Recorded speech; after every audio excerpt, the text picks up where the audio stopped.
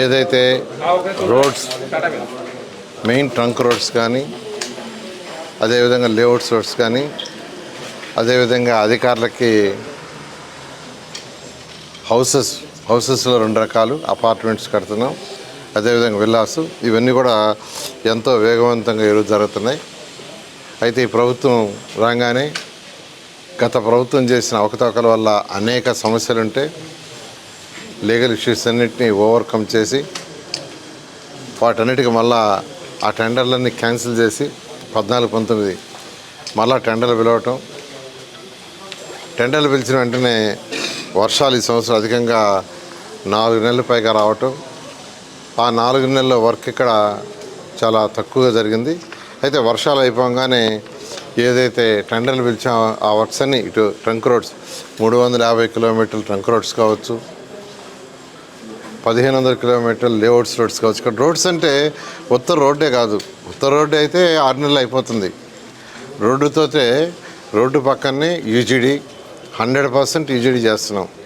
అంటే ప్రతి ఇంటి బాత్రూమ్ నుంచి కానీ టాయిలెట్స్ నుంచి కానీ కిచెన్ నుంచి వచ్చే వాటర్ అంతా భూమి లోపల వెళ్ళిపోయేటట్టుగా, తర్వాత మళ్ళీ రీయూజ్ ఆ వాటర్ని మళ్ళీ ట్రీట్ చేసి మళ్ళీ దాన్ని గార్డెన్స్కి వాటి వాడేటట్టుగా రీయూజ్ లైన్స్, అదేవిధంగా ఎలక్ట్రికల్ లైన్స్ అన్నీ కంప్లీట్గా గ్రౌండ్లోనే, అదేవిధంగా టెలిఫోన్ లైన్స్ అవి కూడా గ్రౌండ్లోనే, డ్రింకింగ్ వాటర్ ఎట్లా గ్రౌండ్లోనే ఉంటుంది. ఇట్లా ప్రతి ఒక్కటి అండర్ గ్రౌండ్లో వచ్చే విధంగా ఒక ఇంటర్నేషనల్ స్టాండర్డ్లో కట్టాలని గవర్నర్ ముఖ్యమంత్రి గారు ఇచ్చిన ఆదేశం మేరకు టెండర్లు పెట్టడం జరిగింది. అవన్నీ జరుగుతున్నాయి. మేజర్గా ఇన్ని రకాల పైప్ లైన్లు వేయటం వల్ల కొంత టైం పడుతుంది. ఏదేమైనా టార్గెట్ ప్రకారం 2027 ఎండ్కి ఏదైతే ఈ ట్రంక్ రోడ్స్ కావచ్చు, లేఅవుట్స్ రోడ్స్ కావచ్చు, ఇవన్నీ పూర్తి అయ్యేటట్టుగా ప్రణాళిక జరిగే విధంగా ముందుకు పోతున్నాయి. అదేవిధంగా ఏదైతే అధికారుల కోసం 4026 హౌసెస్ అటు అపార్ట్మెంట్లు కావచ్చు, విల్లాస్ కావచ్చు కన్స్ట్రక్షన్ జరుగుతున్నాయో ఎంతో వేగవంతంగా జరుగుతున్నాయి. ఎమ్మెల్యేస్ అయితే ఆల్మోస్ట్ అయిపోయింది, కేవలం ఇంటీరియర్ వర్క్ యాక్చువల్ జరుగుతుంది. అది ఎమ్మెల్సీది కూడా దాదాపు అయిపో వచ్చింది. అదేవిధంగా మినిస్టర్స్ యొక్క విల్లాస్ కావచ్చు, అదేవిధంగా జడ్జెస్ యొక్క బంగ్లాలు కావచ్చు, ఐఏఎస్ ఆఫీసర్ల యొక్క బంగ్లాలు కావచ్చు, ఇవి కూడా ఎంతో వేగవంతంగా యూజ్ వర్క్ జరుగుతుంది. ఇవన్నీ కూడా మార్చ్ ఎండింగ్కి అయిపోయి ఏప్రిల్కి వాళ్ళకి హ్యాండ్ ఓవర్ చేసేటట్టుగా యాక్చువల్గా ఇన్స్ట్రక్షన్ ఇచ్చింది. అదే పందాలు యాక్చువల్గా ఈరోజు అన్ని వర్క్ జరుగుతున్నాయి. ఈరోజు తీసుకుంటే మనకు ప్రిన్సిపల్ సెక్రటరీసు వాళ్ళ యొక్క 25 విల్లాసు, అదేవిధంగా సెక్రటరీలకి ఒక 90 ఇండివిజువల్, అదేవిధంగా మినిస్టర్స్కి ఒక 35, జడ్జెస్కి ఒక 36, అదేవిధంగా ఎమ్మెల్యేలు ఎమ్మెల్సీలకి 288 మంది హౌస్ ఉండేటట్టుగా అపార్ట్మెంట్లు, ఐఏఎస్ ఆల్ ఇండియా సర్వీస్ అధికారులకి ఒక 144, ఎన్జిఓస్కి 1968, అదేవిధంగా గజిటెడ్ అండ్ గ్రూప్ డి వాళ్ళకి 1440, మొత్తం 4026 హౌస్ ఎంతో వేగవంతంగా ఈరోజు కన్స్ట్రక్షన్ జరుగుతుంది. ఇదే విధంగా గ్రీన్ అండ్ బ్లూ ముఖ్యమంత్రి గారు దీన్ని డిజైన్ చేసేటప్పుడు చాలా క్లారిటీగా ఇచ్చారు. ఇన్స్ట్రక్షన్ ఇంటర్నేషనల్ స్టాండర్డ్లో ఉండాలి.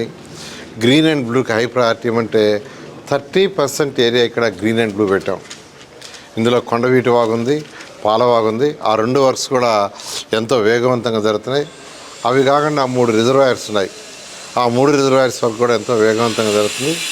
ఈ విధంగా అమరావతి క్యాపిటల్ సిటీలో ఏదైతే వర్క్స్ టేకప్ చేసో అన్ని వర్క్స్, ఈ వర్క్ ఆ వర్క్ అన్ని ఇవన్నీ కూడా అధికారుల భవనాలు అయితే ఏప్రిల్కి హ్యాండ్ ఓవర్ చేయటం, మిగతా యొక్క ట్రంక్ రోడ్స్ లేఅవుట్స్ అయితే 2027 డిసెంబర్ లోపల పూర్తి అయ్యేటట్టుగా, ఐకానిక్ టవర్స్ ఏదైతే అడ్మినిస్ట్రేటివ్ ఐకానిక్ టవర్స్ 5 టవర్స్ పెట్టాము. అదేవిధంగా అసెంబ్లీ 250 మీటర్లు ఎత్తుండే హైట్ ఉండే అసెంబ్లీ, అదేవిధంగా హైకోర్టు, అదేవిధంగా గవర్నర్ బంగ్లా, ఇవన్నీ కూడా ఎంతో వేగంగా, అవి అయితే 3 ఇయర్స్లో మనం ఎప్పుడైతే టెండర్ ఇచ్చామో టెండర్ నుంచి 3 ఇయర్స్లో కంప్లీట్ అయ్యేటట్టుగా ఈ విధంగా ఈరోజు అమరావతి క్యాపిటల్ సిటీలో వర్క్స్ అన్ని జరుగుతున్నాయి. గవర్నర్ ముఖ్యమంత్రి గారు ఈ అమరావతి క్యాపిటల్ సిటీలో ఏదైతే రైతుల దగ్గర నుంచి ల్యాండ్ పుల్లింగ్లో 34,000 ఎకరాల అర్హత తీసుకున్నాము. దానికి విలువ రావాలంటే ఈ ట్రంక్ రోడ్లు, లేఅవుట్స్ రోడ్స్, తర్వాత ఈ భవనాలే కాదు, అనేక ఆర్గనైజేషన్ ఇక్కడికి రావాలని అనేక ఆర్గనైజేషన్ విట్టు, ఎస్ఆర్ఎం, అమృతం, ఎలా అనేక యూనివర్సిటీస్కి, హోటల్స్కి, స్కూల్స్కి, హాస్పిటల్స్కి, అదేవిధంగా బ్యాంక్స్, ఇన్సూరెన్స్ కంపెనీస్కి ల్యాండ్ ఇవ్వడం జరిగింది. వాళ్ళు కూడా చాలామంది వర్క్స్ టేకప్ చేశారు. మిగతా వాళ్ళు కూడా ఫైనాన్షియల్ క్లోజర్స్లో ఉన్నాయి. వాళ్ళు కూడా చాలా తొందరలో స్టార్ట్ చేయబోతున్నారు.